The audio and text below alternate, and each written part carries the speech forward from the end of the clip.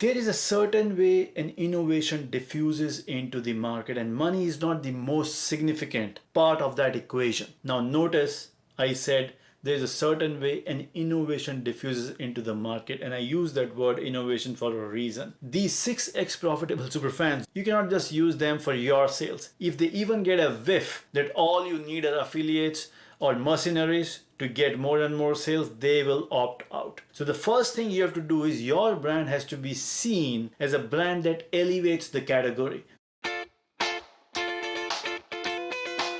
This is Jumpstart, where women-led early-stage beauty brands learn counterintuitive insights to accelerate their profitability from $1 million to $100 million without spending a fortune on ads, agencies, influencers, and mindless distribution. With your host, Rohit Banota, ex-P&G and founder of the Toronto-based Jump Accelerator. Together, we can create a more humane, conscious, and beautiful planet, a woman's world. Don't forget to subscribe and click the bell notifications.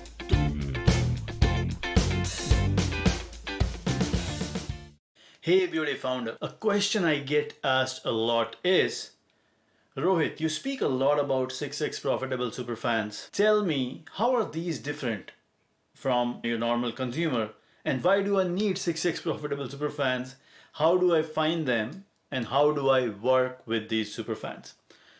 I've been getting these questions on email, in my LinkedIn inbox, on my Instagram inbox, so I decided why not do a full-blown episode on the same. So first things first, why do you need 6x profitable superfans? Okay, let's deep dive. You have a brand. Now you need consumers to grow. So what do? You go to social media and start posting content, but your reach is limited. You are only able to reach a certain number of consumers.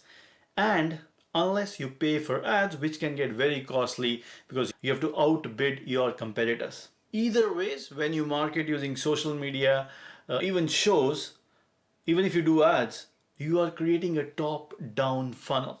It starts from awareness, then it comes down to consideration, trial, purchase, repeat purchase, loyalty, and then advocacy. It's a very long funnel. And there are two issues with a top-down marketing funnel unless you have a lot of money. The two issues are, first is the leaks.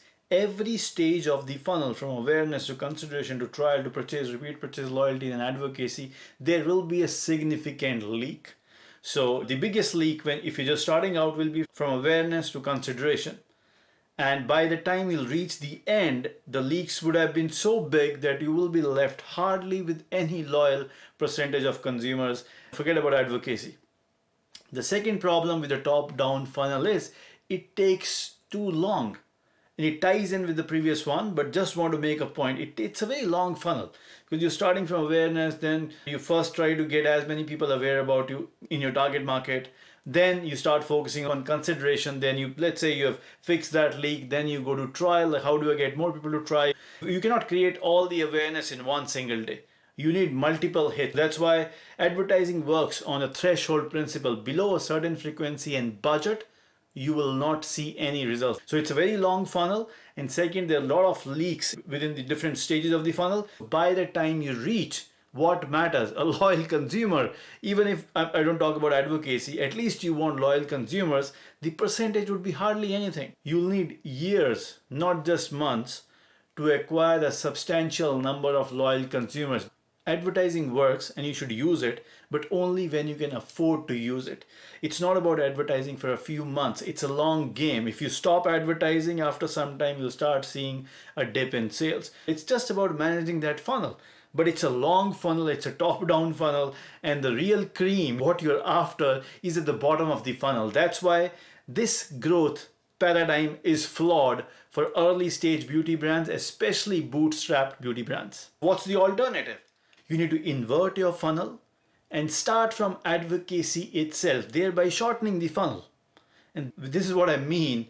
You need to work with 6x profitable superfans. In the absence, and especially if you're a bootstrap brand, in the absence of huge amounts of money for advertising. Now, how are these profitable superfans, your advocates, different from a typical consumer? There are two ways they are different. Let's start with the first one. Based on the problem that your brand is solving, these are those people who are most motivated by the problem your brand is trying to solve. So they feel the problem with the highest amount of intensity. The problem has the biggest impact in their lives, in their personal lives, professional lives. The frequency with which they perceive this problem is higher. Whatever role that problem plays is much higher than your typical consumer.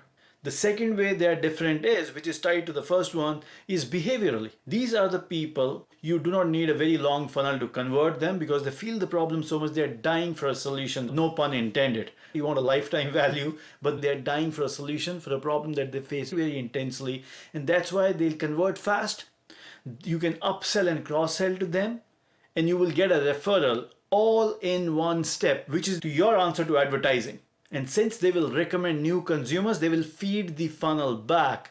And that's how they will create a virtuous cycle as long as you do it right. And that is why they are profitable versus your typical consumer. Also based on some research done on brand fans versus typical consumers. Now, how do you find them? A tribe strategy is creating advocacy with strategic interconnected initiatives around your brand's conversation catalyst that focus on identifying, finding, and then leveraging 6x profitable or potential profitable super fans to feed your funnel back. After a certain threshold, you could reap similar benefits to going viral, but it will be much more sustainable and you will achieve all three: purchase, buying more products, bigger range of products, and also recommending a new consumer all in one step. Advocacy has the highest conversion rate and it has the ultimate validation because it is highly likely that someone who advocates actually is loyal to your brand. So loyalty is a given. And then advocates, what do? They recommend new consumers. So they feed the funnel back for a virtuous cycle. And why is it a virtuous cycle? Because the acquisition itself is profitable. Unlike advertising with consumer lifetime value concept where you spend the money now expecting the consumer lifetime value to make that acquisition profitable over a certain number of months, even years, right? So here the acquisition itself is profitable, which means you can keep money back in order to scale that strategic initiative for acquiring the 6x profitable superfans. And if you're a startup brand, an early stage brand, do not think that the 6x profitable superfans are limited in numbers. They are not. The stage market is very big. Some people think early stage market will stop when your brand touches a 10 million. That's not true. You can even go to high 8 figures and still play in the early stage market. Early stage market is not a small market. If you go by the definition of VCs where beyond $10 million you enter the growth stage, I do agree because they're trying to penetrate now. And when you try to use a penetration strategy, then you are entering the mass consumers, no doubt about that. But you can even penetrate the early stage market. You can cross $10 million, you can do $20 million, even more than that. Even if you penetrate the early stage market instead of rapidly jumping into penetrating the early mass or mass market. Now, how do I create advocacy with tribe strategy for identifying, finding, and leveraging the 6 profitable superfans? Jump has 7 C's model for designing tribe strategy initiatives. These are community, conversation catalyst, collaborative experience, capability to deliver that collaborative experience, a channel through which you will deliver that collaborative experience, then calibrating, meaning improving and iterating the collaborative experience, and in the end, consequence for the brand, achieving the desired advocacy results and profitability for your beauty brand. I'll give you some mathematics of what you will calibrate and the consequence that you want for the brand. You want an opt-in rate to be as close to 1 as possible. You will go viral. Any brand will go viral if the viral coefficient is 1. Meaning if everyone who knows about your beauty brand tells at least one person, it will create an unending chain of virality. That's the mathematics of virality. But the problem is not everyone recommends. So there's an opt-in rate. Let's say 1 out of 5 people refer your brand. So opt-in rate for advocacy becomes 1 out of 5. Referral coefficient is one person who does refer, how many people does that person refer? So the referral coefficient should be greater than equal to viral coefficient, which is 1 upon opt rate. Simple. If opt rate is 1 upon 5, meaning 1 out of 5 people actually recommend your brand, then one person who does recommend or refer should refer at least 5 people, and that's how you'll go viral. That's what I mean by calibrating in consequence in the 7 C's framework. That's what you iterate upon as the end outcome of this 7Cs model. Now, the strategic initiatives, this 7C model has to be applied. And this is not a complete or exhaustive list. The list is unlimited, but let's say you can apply it to your emotionally resonant loyalty program. You can apply it to seeding communities and groups. You can apply it to a self-referencing ambassador group. You can apply it to your ambassador program. You can even apply it to your affiliate program. You can apply it to non-conflict brand partnerships, and you can also apply it to channel partnerships. Here's an example of Beekman 1802's tribe strategy. First C, community. They partnered with hotels in New York City because the brand is based in New York State. So they partnered with hotels in and around New York City and therefore broadened their community. Second C, conversation catalyst. Experience the Pure Goat Farm. Their collaboration experience the Pure Goat Farm. Come and do goat bonding, goat yoga, drink pure goat milk, buy the pure goat milk products, take pictures with your friends and with your family. The channel they used was the extended community of hotels. So they turned hotels into their partners, and the hotels promoted the farm, the Pure Goat Farm, as an added attraction to their guests. So now think about this. A kid in New York City or somebody who's traveling to New York City who has never seen a goat in his life and has never had pure goat milk, for him the experience at the farm, for the entire family, it's a bonding experience. It's a new experience. It's like I said, they came, they saw the goat farm, they experienced it, they drank the pure goat milk, and they bought hundreds if not thousands of dollars of goat milk products, took pictures, shared with their friends, took coupons, etc., etc., and they sent more and more of their friends back to that goat farm. So they created a virtuous cycle. The capability of creating hotel partnerships, decking up the farm, goat games, etc., that the kids can play, and also making it entertaining and amusing and experiential for all the guests who come to the farm. Consequence, like I mentioned before, the families came, they bought hundreds of dollars of products, if not thousands. They took coupons, they took pictures with the goats of their kids, etc. They shared on social media, wrote stories, and then recommended their friends and family so that they bring more consumers back to the farm, creating a virtuous cycle. Beekman 1802's partnership, which is a strategic initiative with hotels around their conversation catalyst, experience the goat farm, and the collaborative experience they created, the activities created advocacy, and then they scaled it up by partnering with more and more hotels.